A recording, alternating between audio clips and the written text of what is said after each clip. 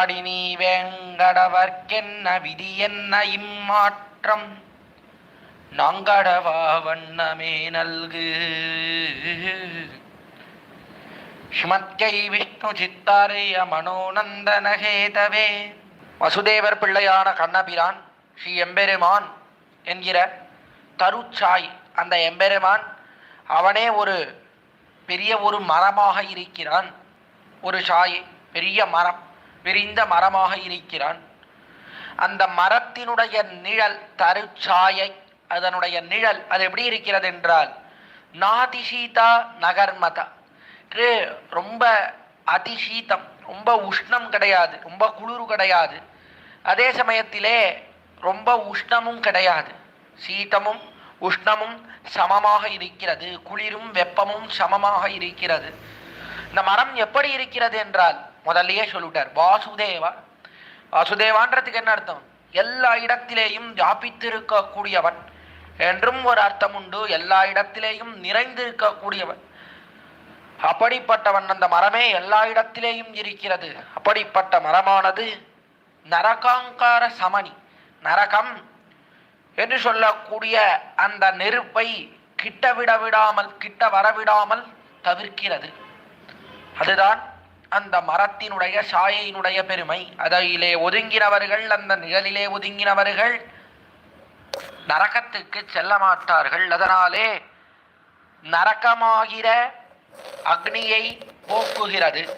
சா கிமர்த்தம் நசேவியதே. அப்படி இருந்தும் ஏன் அந்த நிழல்ல யாரும் ஒதுங்க மாட்டேன்றா? எல்லோரும் அந்த நிழலிலே ஒதுங்க மாட்டேன் என்கிறார்களே, ஏன்? காரணம் என்ன? இந்த மரம் எப்படி இருக்குன்னா என்ன ஒரு ஆச்சரியம்னா, அதுல ஒரு ஆச்சரியம் உண்டு. இந்த மரமானது வாசுதேவன் சொல்லக்கூடிய மரம் என்று தெரிவிக்கிறபடியாலே இந்த மரம் எல்லா இடத்திலேயும் படர்ந்திருக்கிறது. இது இல்லாத இடமே கிடையாது. எல்லா இடத்திலேயும் இருக்கிறது, சகல லோகங்களிலேயும் இருக்கிறது. அப்படி இருந்தும் இந்த மரத்தின் அடியிலேயே நின்று கொண்டு இந்த மரத்தினுடைய நிழலிலே ஒதுங்க மாட்டேன். நிழலிலே ஒதுங்காவையாவது எம்பெருமானுடைய ரக்ஷணத்திலே நான் செல்ல மாட்டேன். எம்பெருமானிடத்திலே எம்பெருமானுடைக்கு அடிமையாக நான் இருக்க மாட்டேன். எம்பெருமானுக்கு நான் அடியவன் அல்ல என்று தெரிவித்து கொண்டிருக்கிறார்களே. ஏன் இப்படி பண்றா? எவ்வளோ அற்புதமான நிழல் அது. குளிரும் உஷ்ணமும் சமமாக இருக்கிறதே. புண்ணிய பாபங்களை எல்லாம் தள்ளி நரகத்துக்கு போக விட்டாமல் செய்கிறதே. அப்படி இருந்தும் ஏன் இந்த நிழலிலே செல்ல மாட்டேன் என்கிறார்கள் என்று ஆச்சரியமாக கேட்கக்கூடிய ஸ்லோகம் அது. எப்படி அந்த வாசுதேவனுடைய தருச்சாயை, எம்பெருமான்னு சொல்லக்கூடிய மரத்தினுடைய நிழல் ரொம்ப குளிரும் இல்லாமல் உஷ்ணமும் இல்லாமல் இருக்கிறதோ, அதை போலே இருக்கக்கூடியதுதான் மார்கழி மாதம். அது மார்கழி மாதமானது ரொம்ப குளிரும் இல்லாமல் உஷ்ணமும் இல்லாமல் இருக்கிறது.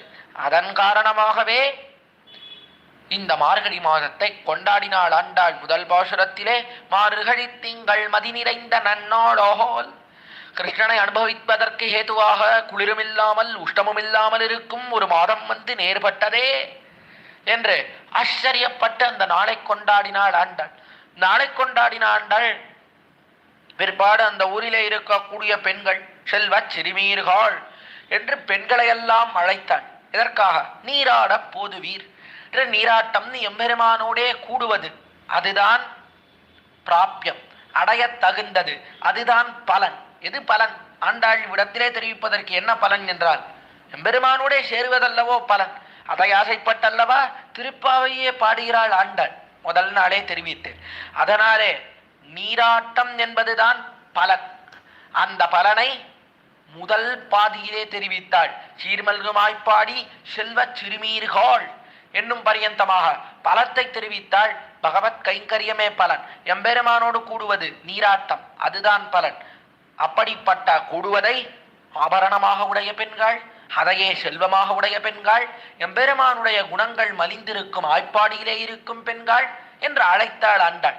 அழைத்து அதற்கு மேலே கூர்வேர் கொடுந்தொழிலன் என்பது தொடங்கி பிராபகம், அவனை அடைவதற்குண்டான வழியை தெரிவித்தாள் ஆண்டாள். முதல்ல பலத்தை சொல்லிட்டா, அப்புறம் என்ன வழின்னு சொல்றான். என்ன வழி?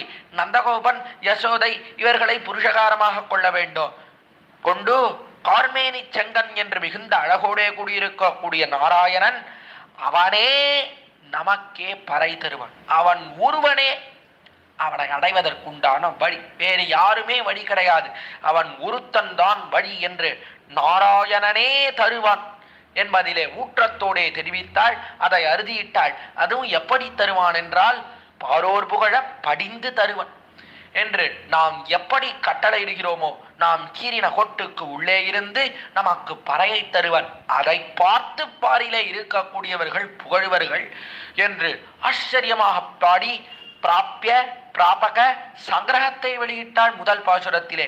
எம்பெருமானை அடைந்து நாம் பெறக்கூடிய பலன் என்ன, அந்த பலனை அடைவதற்கு நாம் செய்ய வேண்டிய காரியம் என்ன, எது பலன், எம்பெருமானோடே சேருவது பலன், எது வழி, அதை அடைவதற்குண்டான வழி என்ன, எம்பெருமானை பற்றுவது வழி. இதைத்தான் சுருக்கமாக வெளியிட்டால் அதுதான் முதல் பாசுரம் என்று பார்த்தோம். அப்படிப்பட்ட அந்த எம்பெருமான் அவன் ஒருவனே வழியாக இருந்தாலும் நாம் செய்ய வேண்டிய காரியங்கள் சிலது உண்டு.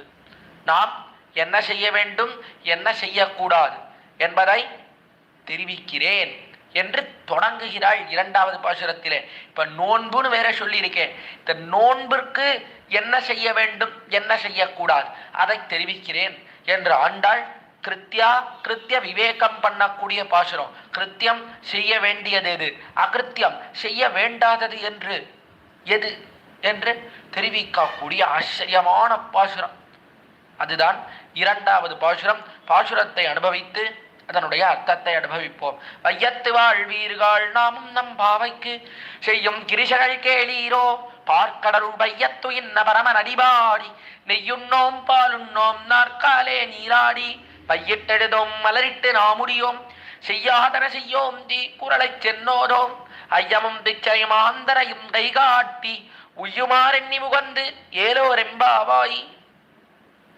வையத்து வாழ்வீர்கள் என்று முதல்ல இந்த லோகத்திலே இருக்கக்கூடிய பெண்களை அழைக்கிறாள் ஆண்டாள்.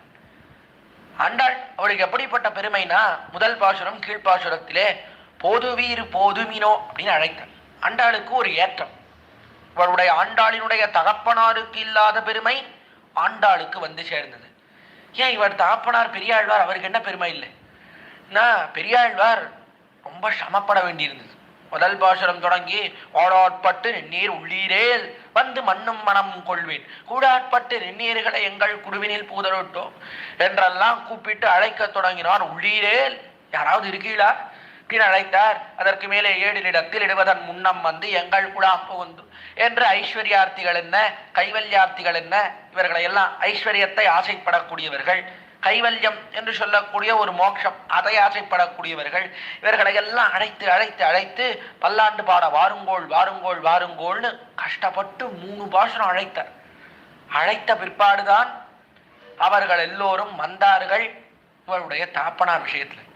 ஆனால் ஆண்டாளுக்கு எப்படிப்பட்ட பிரபாவம் என்றால், போதுவீர் போதுமினோ வாங்கோ ஒரு வார்த்தை தான் சொன்னார். சொன்னதுக்கே ஒரு ஊர் முழுவதும் திரண்டு வந்துடுத்து. வந்து ஆண்டாள் முன்னிலையிலே வந்து நின்னது. பார்த்தாள் ஆண்டாள். இதை ஆண்டாளே எதிர்பார்க்கல. ஆச்சரியம் தான். நம்முடைய தகப்பனார் எவ்வளவு கஷ்டப்பட்டு கூட்டார், அந்த மாதிரி நாமும் கூடுறதுக்கே ஒரு 5-6 பாட்டு பாடணும் போல இருக்கு என்று நினைத்தாள் ஆண்டாள். ஆனால் அப்படி இல்லை. ஆண்டாளினுடைய பிரபாவம் ஆண்டாளுக்கே தெரியல. கூட்ட உடனே கூடினார்கள். திருவாய்ப்பாடியிலே விடத்திலே ஸ்ரீவில்லிபுத்தூரிலே நிறைய பேர் வந்து சேர்ந்தார்கள். ஆண்டாள் முன்னிலையில வந்து அப்படி நின்னார்கள்.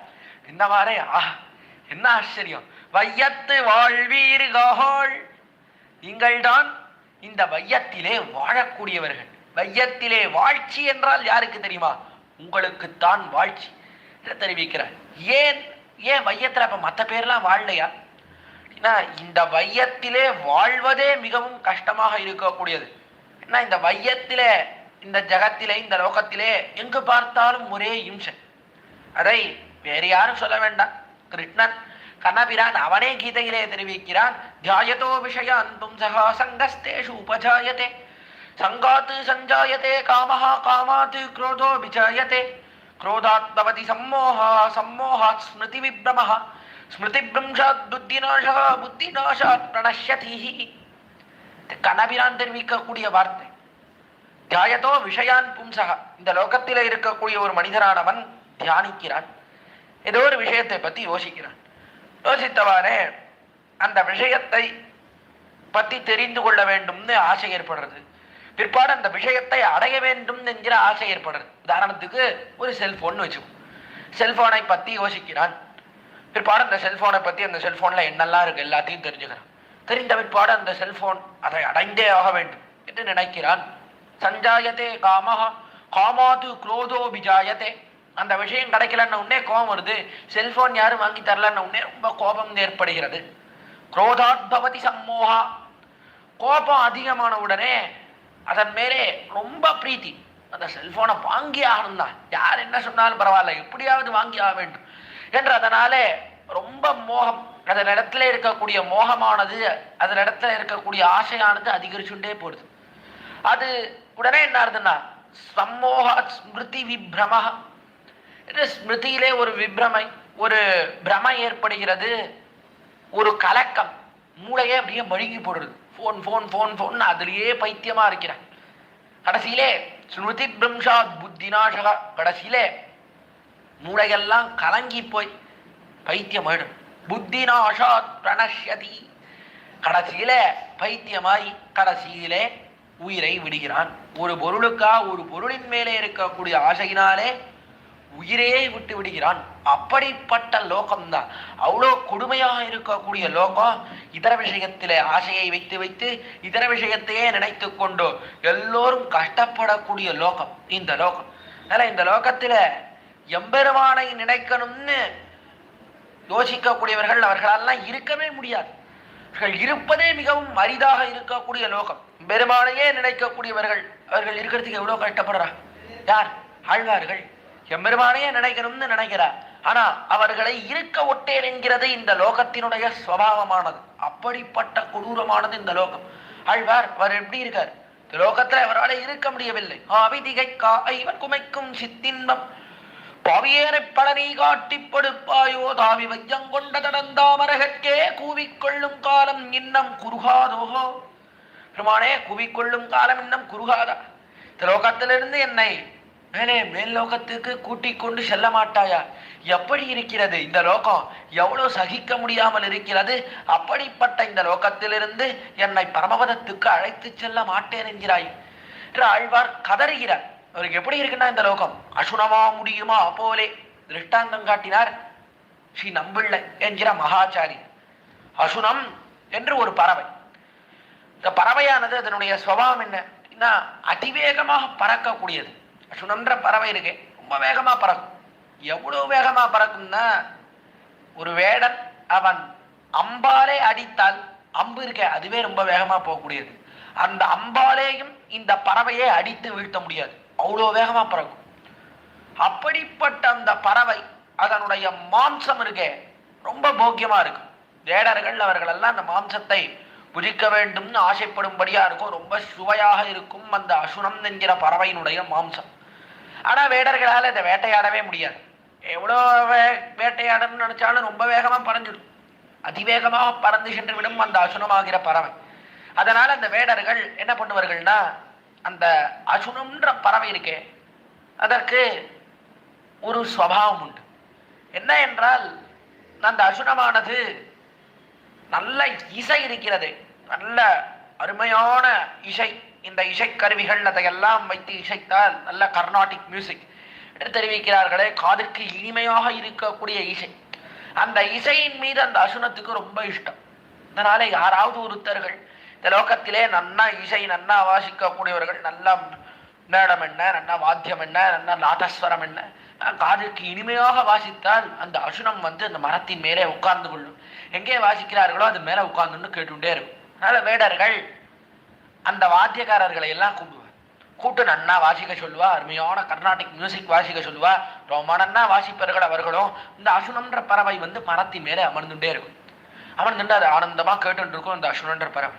இப்படி அந்த பாட்டை வாசித்து கொண்டே இருக்கக்கூடிய காலத்திலே திடீர்னு அதை நிறுத்திவிட்டு அதற்கு பதிலாக உடனே அவ்விடத்துல நல்ல வெளிநாட்டில் இருக்கிறது அந்த ஓசைகள், நல்ல பேரிக்கை, அதையெல்லாம் ஓங்கி அடிக்கிறோம். நல்ல ட்ரம்மு, அதற்கு மேலே பெரிய ராக் மியூசிக் என்றெல்லாம் தெரிவிக்கிறார்களே, வெஸ்டர்ன் மியூசிக், அதையெல்லாம் போட்டு அடிக்கிறார்கள். ஜாஸு, ராக் அப்படின்லாம் தெரிவிக்கிறார்களே, அப்படி எல்லாம் நல்ல தாரை தப்பட்டை அதையெல்லாம் போட்டு ட்ரம்மை எல்லாம் போட்டு கட கட கடகடன்னு அடிக்கிறோம்.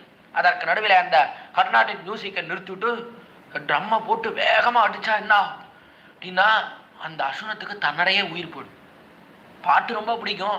அதனால் திடீர்னு நல்ல இசையை நிறுத்தி விட்டு இதை போல வெளிநாட்டு ஓசைகளை எல்லாம் தாரை தப்பட்டை அதையெல்லாம் அதிவேகமாக அடித்தால் அந்த அந்த அசுனம் என்கிற பறவையானது உயிரை விட்டு கீழே விழுந்து விடும், தன்னடையே விழுந்துடும். கடைசியில அதனுடைய மாம்சத்தை எடுத்து நன்றாக புஜிப்பர்கள் வேடர்கள் எல்லோரும்.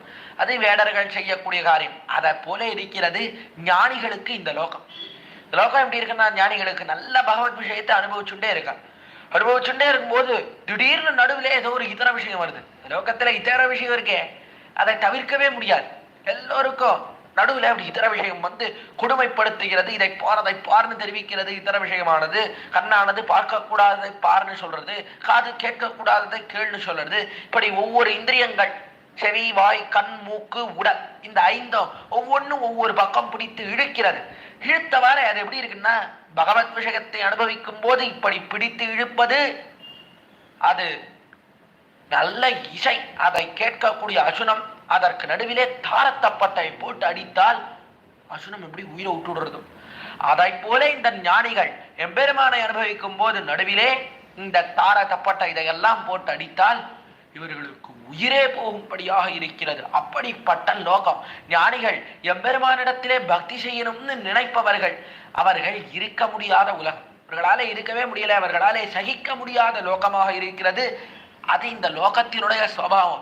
லோகம் உண்மையிலேயே எப்படி இருக்கு, மற்ற பேருக்கெல்லாம் நம்ம போலே சம்சாரிகள் அவர்களுக்கு தான் இந்த லோகம் ரொம்ப நல்லா இருக்கு. சம்சாரிகளுக்கு நல்ல இதர விஷயங்கள், இந்த லோகத்திலே நிறைந்திருக்கக்கூடிய இதர விஷயங்கள் எல்லாம் நல்ல இசையை போல இருக்கு, நல்ல கர்நாடிக் மியூசிக் வாசிச்சா போல இருக்கு.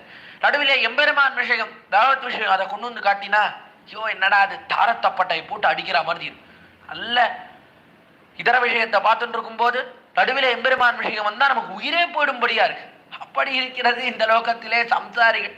நாம் வேணா இப்படி இருக்கலாமே தவிர எம்பெருமானை பற்றி நினைக்கணும்னு நினைக்கக்கூடியவர்கள் இருக்க முடியாத உலகம். அப்படிப்பட்ட லோகத்திலே வாழக்கூடிய பெண்கள், அப்படிப்பட்ட லோகத்திலே எம்பெருமானை நினைக்கிறீர்களே. நீராட போதுவீர் எம்பெருமானோடைய கூடனும் வாருங்கோள்னு சொன்னவாறே வந்து சேர்ந்திருக்கிறீர்களே. இந்த லோகத்திலே இதர விஷயத்தை அனுபவித்துக் கொண்டிருக்கும் அவர்கள் மத்தியிலே எம்பெருமான் விஷயத்தை காட்டினால் உயிரை விடுபவர்கள் இருக்கக்கூடிய நிலத்திலேயும் இப்படி ஒரு பெண்களா நீங்கள் அல்லவோ வாழக்கூடியவர்கள் என்று அழைக்கிறாள் ஆண்டாள். அதுவும் நீங்க எப்படி இருக்க தெரியுமா, ஜீவாத்மாக்கள் இந்த லோகத்திலே இருக்கக்கூடிய நித்திய சம்சாரியாய் போறக்கூடியவர்களா இருக்கே. அப்படிப்பட்ட நீங்கள் எம்பெருமான் விஷயத்திலே பக்தியோடு இருக்கீங்கன்னா இந்த லோகத்தில் எவ்வளவு கஷ்டம். இந்த லோகம் எப்படிப்பட்டது தெரியுமா, நித்திய சூரியர்களையே ஆட்டி படைக்கக்கூடிய லோகம் இந்த லோகம். விண்ணுளாறு பெருமார் கடிம செய்வாரையும் செருமைம்புல் அணிவை மண்ணுள் என்னை பெத்தால் என் செய்யாமத்தி நீயும் திட்டால். சுவாமி நம்மாழ்வார் தெரிவிக்கிறார், தம்முடைய திருவாய்மொழியிலே தெரிவிக்கிறார். 7ஆம் பத்திலே முதல் திருவாய்மொழி உன்னிலாவிய ஐவரால் குமதீர்த்தி என்று தம்முடைய பஞ்சேந்திரியங்கள் படுத்தக்கூடிய பாட்டையெல்லாம் தெரிவிக்கிறார். அதில் தெரிவிக்கிறார், விண்ணுளார் பெருமான் அடிமை செய்வாரையும் செருமைம்புல் அணி. விண்ணுளார் பெருமான் என்று பரமபதத்திலே இருக்கக்கூடிய எம்பெருமான், அவனுக்கு அடிமை செய்யக்கூடிய நித்திய சூரிகள், அவனையும் அவர்களையும் இந்த பஞ்சேந்திரியம் படுத்துகிறது. அப்படியா, யாரை படுத்தித்து, எப்படி படுத்தித்து என்றால் ஆச்சரியமான விற்த்தாந்தம். இந்த விற்த்தாந்தத்தை பற்றி திருமங்கையாழ்வார் தம்முடைய பாசுரத்திலே ஆச்சரியமாக தெரிவிக்கிறார். 5ஆம் பத்திலே 8ஆம் திருமொழி ஏழையேதலன் என்று தொடங்கக்கூடிய ஆச்சரியமான திருமொழி. திருவரங்கராஜனுக்கு பாசுரம் பாடுகிறார் திருமங்கையாழ்வார். அதிலே 4ஆம் பாசுரம் அதிலே தெரிவிக்கிறார், நஞ்சு சோர்வதோர் வெஞ்சின வரபம் வெறுவி வந்து நின்றரணாய் நெஞ்சில் கொண்டு நின் அஞ்சிரை பறவைக்கு அடைக்கலம் கொடுத்தருள் செய்ததறிந்து வெஞ்சொலாளர்கள் நமன் தமறு கடியரு கொடிய செய்வன உலா அதற்கடியேன் நஞ்சி வந்து நின்னடியினை அடைந்தேன் நனிபொழில் திருவரங்கத்தம்மானே.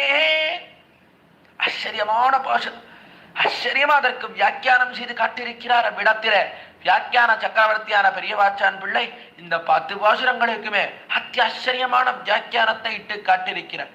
அதில இப்பாசுரத்தில் அந்த சரித்திரத்தை தெரிவிக்கிறார், என்ன நடந்தது என்பது. நஞ்சுசோர் வதோர் வெஞ்சி நவரவம். இங்க நடந்தது என்ன என்றால், கிருஷ்ணன் கண்ணபிரான் அவன் இந்த லோகத்திலே வந்து பிறந்து துவாரகையிலே ராஜ்ய பரிபாலனம் பண்ணி வருகிறான். அப்பொழுதோ சுமுகன் ஒரு பாம்பு இருந்தது துவாரகையிலே. இப்போ என்னவோ கருடன் அவ்விடத்திலே பரமபதத்திலிருந்து புறப்பட்டு இந்த லோகத்துக்கு வந்திருந்தான். இந்த கருடனுக்கு அந்த சுமுகன்ற பாம்பை பார்த்தவாறே அதை புஜிக்க வேண்டும் ஆசை வந்தது. கருடன் துரத்த தொடங்கினான் சுமுகன் என்கிற பாம்பை. அதைத்தான் தெரிவிக்கிறார் விருத்தாந்தத்திலே. சுமுகன் நஞ்சு சோர்வதோர் வெஞ்சி நவரவம். நஞ்சு நல்ல விஷம், அந்த விஷத்தை சோர்வது ஊர் வெஞ்சி நவரவம் என்று சோர்வது, அதை கக்கக்கூடிய அரவம் பாம்பு. இது என்னவோ விசேஷமா சொல்றாரு, பாம்புனாலே விஷத்தை தானே கக்கும் அப்படின்னா, இல்ல இல்ல விஷத்தை கக்கக்கூடிய பாம்பு, அது எல்லா பாம்பும் விஷத்தைத்தான் கக்கும். ஆனா இந்த பாம்புக்கு ஒரு பெருமை உண்டு. என்ன பெருமைன்னா, விஷத்தை கக்கக்கூடிய பாம்பு அந்த விஷத்தை கக்கி எல்லோருடைய உயிரையும் போக்கக்கூடிய பாம்பு. அப்படிப்பட்ட அந்த விஷம் இருக்கக்கூடிய வாயிலிருந்தே எம்பெருமான் பேரை சொன்ன பாம்புன்னா அப்படிப்பட்ட பாம்பு. அது இந்த பாம்புக்கு ஒரு விசேஷம். என்ன விசேஷம்னா, சாதாரண பாம்புகளை போல வெறும் விஷத்தை மட்டும் கக்கிறது இல்ல, விஷத்தோடே சேர்ந்து எம்பெருமான் பேரையும் சொல்லணும். சாதாரண விஷத்தை கக்கக்கூடிய பாம்பின் வாயிலேயும் எம்பெருமான் திருநாமம் உதித்ததே. அதனாலே யார் வேண்டுமானாலும் எம்பெருமான் திருநாமத்தை சொல்லலாம். இன்னாரின யாருன்னு கிடையாது. ஒரு பாம்பு விஷத்தாலே எல்லோரையும் கொல்லக்கூடிய பாம்பு. எப்படிப்பட்ட பாம்பு? வெஞ்சின் அபரவம், ரொம்ப கோபத்தோடே கூடின பாம்பு. எல்லாரிடத்திலேயும் கோபத்தோடே விஷத்தை கக்கக்கூடிய பாம்பு. அப்படிப்பட்ட பாம்பு இவ்விடத்திலே வாய் திறந்து அவ்விடத்திலே எம்பெருமானை சரண் என்றதே